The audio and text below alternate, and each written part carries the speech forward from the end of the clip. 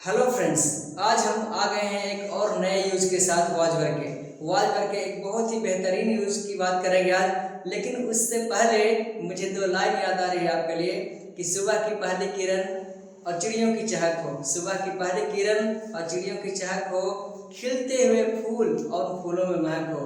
खुदा करे कि आप जब भी खोलें अपनी आंखें, उन आंखों में बस खुशियों की झलक हो।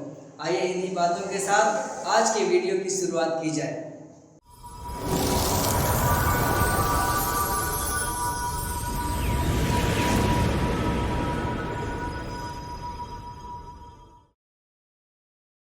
Dear friends, welcome back to my YouTube channel the cry English. I hope you are finding well there. आज के वीडियो में हम लोग बहुत ही इंपॉर्टेंट टॉपिक को सीखेंगे। जैसे कि हम जान रहे हैं कि हम लोग वॉज वर्क का यूज करना सीख रहे हैं, तो आज के इस वीडियो में वॉज वर्क को भी थ्री के साथ यूज करना सीखेंगे और ये जानेंगे कि वॉज वर्क को अगर भी थ्री के साथ इस्तेमाल करते हैं तो उसके क्या क्या मीनिंग आते हैं और उससे हम क्या क्या नई चीज़ें सीख सकते हैं। आइए सबसे पहले हम शुरुआत करते हैं कि वॉज वर्क को अगर भी थ्री के साथ यूज करते हैं तो क्या होता है। देखिए, सबसे पहले हम वॉज वर्क प्लस भी थ्री लिखते हैं। याद रखेंगे कि वॉज वर्क को अगर भी थ्री के साथ यूज करते हैं तो ये सिंपल पास्ट के पैसिव वॉइस का बोध कराता है। सिंपल पास्ट पैसिव वॉइस, याद रखें कि वॉज वर्क को अगर भी थ्री के साथ यूज करते हैं तो इससे हमें सिंपल पास्ट पैसिव वॉइस का बोध होगा। Simple past passive voice. और ये भी जानना होगा हम लोग को कि अगर हम वॉज वर्क को भी थ्री के साथ यूज करते हैं और सिंपल पास्ट पैसिव वॉइस से बोध होता है तो सिंपल पास्ट पैसिव वॉइस में क्या करना हमको, कैसे जानना है कि कोई sentence simple past passive voice का है। तो याद रखें कि पास्ट में कोई काम किया जाता था, पास्ट में कोई काम किया जाता था, ये पास्ट में किसी काम को किया गया, इस तरीके का बोध हमें होगा। यानी पास्ट में कोई काम किया जाता है, हम यहाँ लिख सकते हैं कि पास्ट में कोई काम किया जाता था। पास्ट में कोई काम किया जाता था या फिर पास्ट में कोई काम किया गया, किया जाता था या फिर किया गया। उम्मीद है कि आप इस बात को समझ रहे होंगे। देखिए यहाँ पे खास तौर पे हमें देखेंगे, जैसे हमने बताया था कि सिंपल पास्ट का जो पहचान है उसी में हम लोग जावर्ड को जोड़ेंगे या फिर जाना शब्द को जोड़ेंगे। तो सिंपल पास्ट का पहचान होता है ता, था, ती, थी, ते, थे या फिर या, ई, ए। तो उस हिसाब से हम इसमें जा शब्द जोड़ेंगे और बन जाएगा जाता था, जाती थी, जाते थे या फिर गया, गई, गए। इसमें खास तौर पे किसी काम को किया जाता था या किया गया, इस बात का बोध होगा। आइए अगर हम इससे पहचान की बात करें तो पहचान के तौर पर हम लिख सकते हैं, पहचान के तौर पर हम लिख सकते हैं जाता था, जाती थी, जाते थे। जाता था, जाती थी, जाते थे या फिर गया, गई, गए। इस तरीके का पहचान हमें देखने को मिलेगा। उम्मीद है कि आप इस पहचान को आसानी से समझ रहे होंगे। अब आइए हम इसके स्ट्रक्चर की बात करते हैं। सिंपल पास्ट पैसिव वॉइस के स्ट्रक्चर की अगर बात करें तो इसे एक एक कर समझने की कोशिश करते हैं। देखिए, सबसे फर्स्ट स्ट्रक्चर होगा हमारा अफर्मेटिव सेंटेंस का, इसके बाद सेकेंड स्ट्रक्चर होगा हमारा निगेटिव सेंटेंस का, थर्ड स्ट्रक्चर होगा इंटेरोगेटिव सेंटेंस और फोर्थ स्ट्रक्चर होगा इंटेरोगेटिव नेगेटिव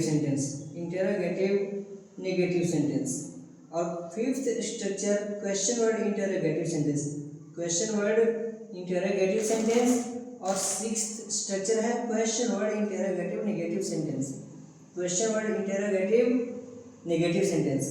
ये सारे स्ट्रक्चर्स बहुत ही सिंपल है, बहुत ही इजी है, बहुत ही आसान है, आप बहुत आसानी से इसे समझ पाएंगे। देखेंगे सबसे पहले हम अफर्मेटिव सेंटेंस की बात करेंगे जिसमें हमें सब्जेक्ट का यूज करना है। इसके बाद हेल्पिंग वर्ब यानी वॉज वर्ब। तो यहाँ पे हेल्पिंग वर्ब के रूप में हम वॉज वर्ब को इस्तेमाल कर रहे हैं और इसके बाद वर्ब के थर्ड फॉर्म को यूज करेंगे यानी भी थ्री। इसके बाद ऑब्जेक्ट प्लस में अदर वर्ड और फुल स्टॉप। ये आपको याद रखना है कि अफर्मेटिव सेंटेंस का क्या होगा स्ट्रक्चर, तो subject plus was verb plus V3 plus object plus other word. फिर नेगेटिव सेंटेंस बनाने के लिए हम क्या करना होगा, तो इस हेल्पिंग वर्ब के बाद नोट वर्ड का इस्तेमाल करना पड़ेगा। सो यहाँ पे हम लिख सकते हैं subject plus was verb, subject plus was verb plus note plus V3 plus object plus other word. उम्मीद है कि आप इन दोनों स्टेज को इजीली समझ पाए होंगे। और जब इसे आप समझ लिए हैं तो इसके बाद का जो स्ट्रक्चर्स हैं इंटरोगेटिव सेंटेंस और इंटरोगेटिव नेगेटिव सेंटेंस, इसे बहुत ही आसानी से समझ पाएंगे। देखेंगे सबसे पहले अगर हम इंटरोगेटिव सेंटेंस को बनाने की बात करें तो अफर्मेटिव सेंटेंस में से हेल्पिंग वर्ब को हमें आगे लिखना होता है। तो आइए लिखते हैं सबसे पहले was verb plus subject plus V3 plus object plus other word. कितना इजी है कि अफर्मेटिव सेंटेंस में से हम अगर हेल्पिंग वर्ब को आगे लिखते हैं तो ये इंटरोगेटिव सेंटेंस बन जाएगा, और वैसे ही नेगेटिव सेंटेंस में से हेल्पिंग वर्ब को अगर हम आगे लिखते हैं तो ये इंटरोगेटिव नेगेटिव सेंटेंस बन जाएगा। तो आइए इसे भी लिखते हैं हम लोग। सबसे पहले लिखेंगे was verb plus subject plus note plus V3 plus object plus other word. कितना इजी है कि हम अगर इसमें हम नेगेटिव सेंटेंस में से हेल्पिंग वर्ब को आगे लिख देते हैं और बाकी बचे हुए टर्म्स को सेम ऑर्डर में अरेंज करते हैं तो ये इंटरोगेटिव नेगेटिव सेंटेंस का स्ट्रक्चर बन जाता है। बहुत ही इजी है, आप समझ पा रहे होंगे इसे। अब आइए बात करते हैं क्वेश्चन वर्ड इंटरोगेटिव सेंटेंस का। क्वेश्चन वर्ड इंटरोगेटिव सेंटेंस लिखना और भी आसान है, क्योंकि इसमें हम सबसे पहले लिखेंगे क्वेश्चन वर्ड। क्वेश्चन वर्ड क्या होता है कि जिस सेंटेंस के बीच में क्या, क्यों, कब, कहाँ, कैसे, किसका, किसकी, किसके, कितना, कितने, कितने, कौन सा, कौन, इस तरीके के वर्ड अगर आ रहे हैं तो ये हमारे क्वेश्चन वर्ड होते हैं और इन्हीं का इंग्लिश में सबसे पहले लिखना होता है। तो क्वेश्चन वर्ड इंटरोगेटिव सेंटेंस में सबसे पहले लिखना है क्वेश्चन वर्ड और इसके बाद पूरा इंटरोगेटिव सेंटेंस का स्ट्रक्चर लिखना है। तो इंटरोगेटिव सेंटेंस का स्ट्रक्चर क्या होगा यहाँ पे, तो हमें फिर से वाज वर्ब लिखना होगा, इसके बाद subject plus V3 plus object plus other word. इस तरीके से हम क्वेश्चन वर्ड इंटरोगेटिव सेंटेंस के स्ट्रक्चर को फॉर्म कर सकते हैं। और question word interrogative negative sentence के लिए क्या करना होगा हमें, तो क्वेश्चन के बाद पूरा इंटरोगेटिव नेगेटिव सेंटेंस के स्ट्रक्चर को लिखना होगा। यानी कि हमें सबसे पहले क्वेश्चन वर्ड और उसके बाद फिर से क्या करना होगा, तो वाज वर्ब लिखना होगा plus subject plus note plus V3 plus object plus other word. इस तरीके से ये 6 स्ट्रक्चर्स हम रेडी कर चुके हैं, जिसके बेस पे हम बहुत सारे सेंटेंस बनाने की कोशिश करेंगे जो कि सिंपल पास्ट के पैसिव वॉइस का क्वेश्चन होगा। देखिए तो एक बार फिर से हम इसे समझने की कोशिश करते हैं कि अगर हम वाज वर्ब को V3 के साथ इस्तेमाल करते हैं, वाज वर्ब को अगर V3 के साथ इस्तेमाल करते हैं तो सबसे पहली बात है कि सिंपल पास्ट पैसिव वॉइस का बोध होता है। और सिंपल पास्ट पैसिव वॉइस में क्या है कि किसी काम को किया जाता था या किसी काम को किया गया, इस तरीके की बात आएगी। अगर हम पहचान की बात करें, पहचान भी बहुत आसान है कि जिस हिंदी वाक्य के अंत में जाता था, जाती थी, जाते थे या फिर गया, गए, गए, इस तरह के पहचान मिल रहे हैं तो हम बेझिझक समझेंगे कि ये सिंपल पास्ट के पैसिव वॉइस का सेंटेंस है। अब इसके स्ट्रक्चर की बात करें तो अफर्मेटिव सेंटेंस से लेकर के और question word interrogative sentence, question word interrogative negative sentence तक हम स्ट्रक्चर देख पा रहे हैं। जिसमें अफर्मेटिव सेंटेंस की बात करें तो subject plus was verb plus V3 plus object plus other word. Negative sentence की बात करें subject plus was verb plus note plus V3 plus object plus other word. Question word interrogative sentence की बात करें तो सबसे पहले हमें वाज वर्ब, फिर सब्जेक्ट, फिर V3, फिर ऑब्जेक्ट, फिर अदर वर्ड लिखना है। इंटरोगेटिव नेगेटिव सेंटेंस के लिए was verb plus subject plus note plus V3 plus object plus other word लिखना होगा। और क्वेश्चन वर्ड इंटरोगेटिव सेंटेंस के लिए क्वेश्चन वर्ड के बाद फिर से हमें इंटरोगेटिव सेंटेंस लिखना होगा, यानी was verb plus subject plus V3 plus object plus other word. और question word interrogative negative sentence के लिए क्या करना होगा, तो क्वेश्चन वर्ड के बाद पूरा इंटरोगेटिव नेगेटिव सेंटेंस लिखना होगा, यानी कि was verb plus subject plus note plus V3 plus object plus other word. तो इस तरीके से हम सिंपल पास्ट के पैसिव वॉइस के 6 स्ट्रक्चर को फॉर्म कर सकते हैं। अब आइए कुछ क्वेश्चन लेकर के और हम इसे समझने की कोशिश करते हैं। तो सबसे फर्स्ट क्वेश्चन हम लेना चाहेंगे कि आपको बुलाया जाता था, आपको बुलाया जाता था, यू वर कॉल्ड, आपको नहीं बुलाया जाता था, यू वर नॉट कॉल्ड। क्या आपको बुलाया जाता था, क्या आपको बुलाया जाता था, वर यू कॉल्ड, क्या आपको नहीं बुलाया जाता था? Were you not called? आपको क्यों बुलाया जाता था? Why were you called? आपको क्यों नहीं बुलाया जाता था? Why were you not called? आपको कहाँ बुलाया जाता था? Where were you called? आपको कहाँ नहीं बुलाया जाता था? Where were you not called? आपको कैसे बुलाया जाता था? How are you called? आपको कैसे नहीं बुलाया जाता था? How are you not called? देखिए कितना आसान तरीके से हम लोग इस चीज़ को समझ पा रहे हैं। चलिए एक क्वेश्चन और लेते हैं और आप मेरे साथ साथ बोलने की कोशिश करेंगे। हम लोगों को मदद किया जाता था या हम लोगों को मदद किया गया, तो इसके लिए हम कौन सा वर्ड का इस्तेमाल करेंगे? देखिए मदद करना का होता है हेल्प और इसका विपरीत हेल्प्ड।